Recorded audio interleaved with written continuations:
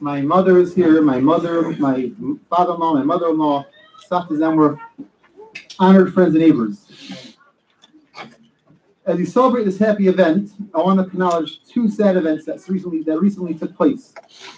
The first is the fact that anyone who's familiar with the call would have noticed that Rabbi Dave Silverman isn't with us today.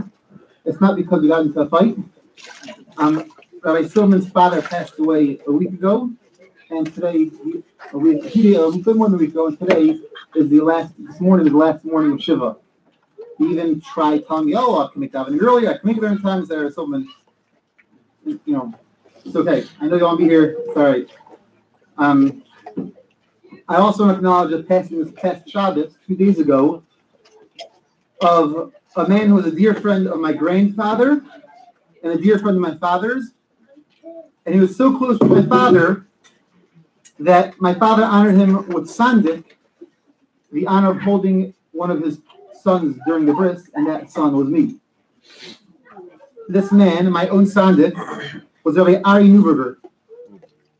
He happens to be the father of two locals, Mrs. Zina Deitch, whose husband, Rabbi Menachem Deitch, founded the Kollel, and also the father of Meir Neuberger, who founded the yeshiva of the boys' yeshiva high school in Toko.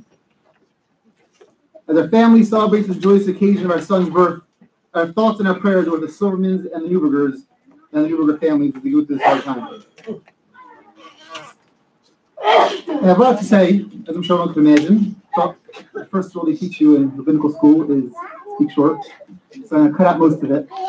I'm going to skip the whole thing about, I actually got in a bit earlier about what Bris symbolized a little bit. So we're not going to talk about Bris Mila so much. I'm just going to share a number of thank yous, and then I'm going to talk about the namesake of our new young Mendel Dunn, my father. I'm not from Mendel Dunn, but not really the love song. So first of all, thank yous. Sorry, I'll try. Okay. First of all, thank you. Thank you, everybody, for joining us. Any simcha without family, without friends is lacking, and Shani and I really, really appreciate that everyone took time for the busy workday to join us, celebrate with us the birth of our dear son. I especially want to thank my mother, who's here from Baltimore, my in-laws, who are here from Baltimore, and the matriarch of the family, Safta Zenwer, who schlepped all the way down to Atlanta from New York. She was just in Florida, back up in Atlanta, back to New York, back to Atlanta. She does accounting, smacking all taxis, and we couldn't have picked a better time for her to come down here.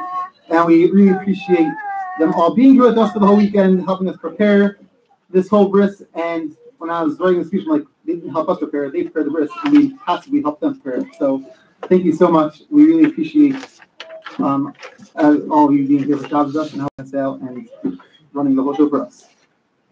I also want to especially thank my uncle Yitzi Suskin and Aunt Betty Suskin. Uncle Yitzi over there and Aunt Betty over there, who surprised me on Friday by letting me know that they're going to be coming down, all the way down from New York to celebrate with us this bris, and as well as my siblings, Yochanan, Ellie, Shimon, and Ramalka, who came in as well. We appreciate all of you making the schlep, and your families, of course, doing making the schlep.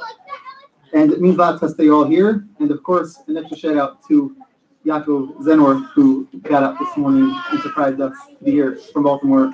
We had no clue he was going to be here. So thank you very much for joining us. All right. That's the thank yous. On to my father. The heart of this one.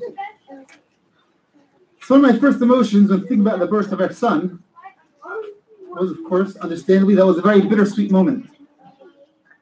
On the one hand, we're celebrating this precious, delicate, beautiful new life that God, that Hashem blessed us with. And on the other hand, one of the primary people who should be here celebrating with us, my father, isn't here. I was not around to celebrate the birth of his 50th grandchild. We're, of course, so happy, but yet it's so sad. That was my initial thought.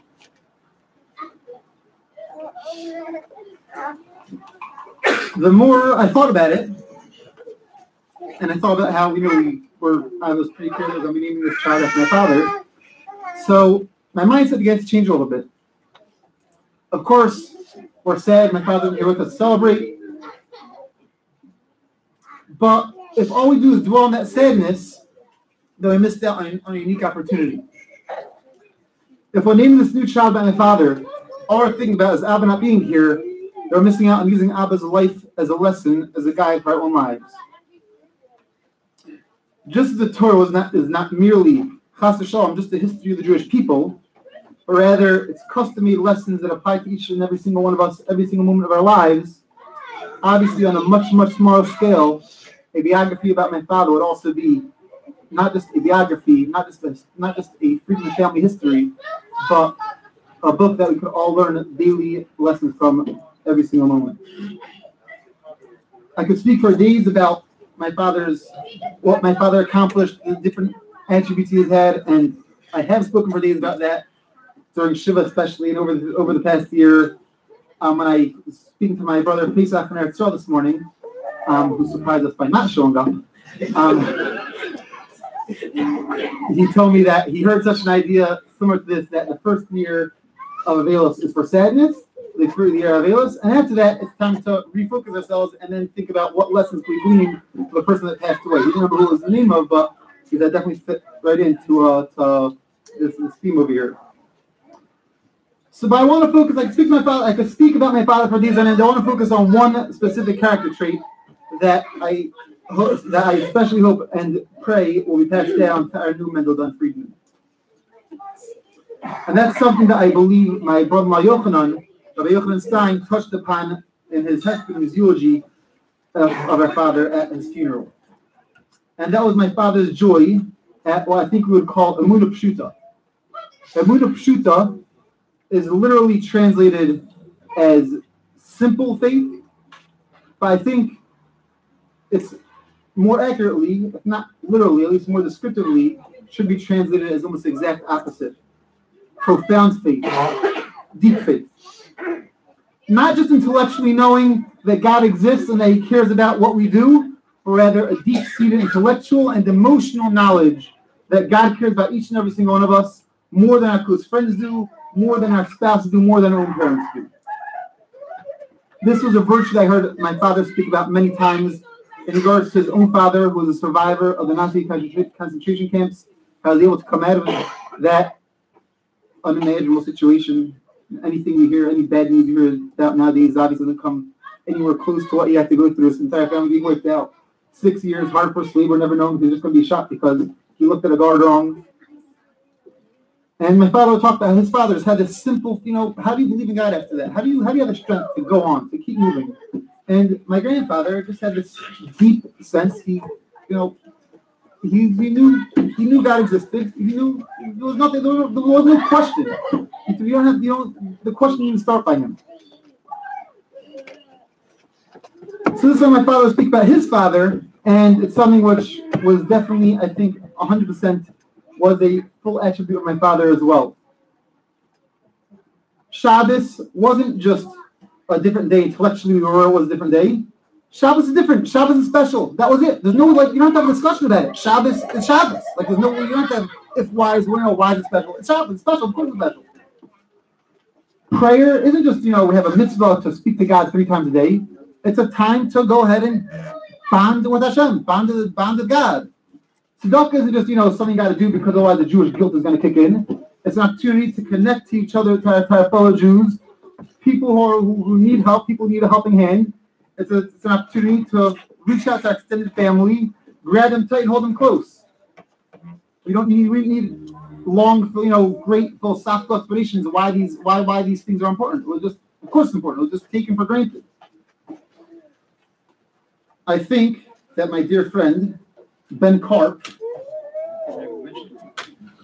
sat in the exact right spot. I think that my dear friend Ben Karp hit the nail on the head with this. We're having a discussion some time back, and someone mentioned that his son had said to him, "Who says God exists? Who said God loves us?" And of course, as the rabbi in the group of us talking about this, start clearing my throat. I'm going to start, giving some whole discourse about belief in God and how we know it's true. National revelations, prophecies in the Torah, which predictions, which was impossible for any human being to make up, and they came true. All sorts of, philosophical discussions. And Ben, before I even had a chance to say anything, piped up and said, "How do you know that your mother and your father love you? You have to have a philosophical discussion to prove that your mother and your father love you. So, guess what? Sometimes Hashem loves you too. Not sometimes Hashem does love you too. You just feel the love. That's it. Like, the discussion was over. So that was really what hit me. That was the lesson that my father had been trying to teach me all those conversations about Emunah Pshita. Yes, of course, in Judaism we do not believe in blind faith. We do question, we do ask, we do search to understand, we explore, we don't believe in blind faith. But once we finish that, once we intellectually come to the realization that God exists, that the Torah is true, we sometimes have to sit back, close our eyes, open up our hearts, and feel God's love for every one of us more than we can imagine. So, my blessing to our new son, my prayers for a young, sweet Mendel Freedman, is that he takes a lesson from life of his amazing grandfather and namesake. They learned to feel this love that God has for him. They learned to know deep down in his precious, tiny heart that Hashem is there for him and has his back. That no matter how much anyone in the world may care for him, no matter how much Shani and I love him, his grandparents love him, no matter how much his great-grandparents love him, our love is a tiny drop in a vast ocean compared to God's love and care for him. And Mendel Dunn give nachas to our entire family, including my father, I guess it's nachas, who is here with us today, Kun Zohar. Thank you very much for joining us. May continue to share some with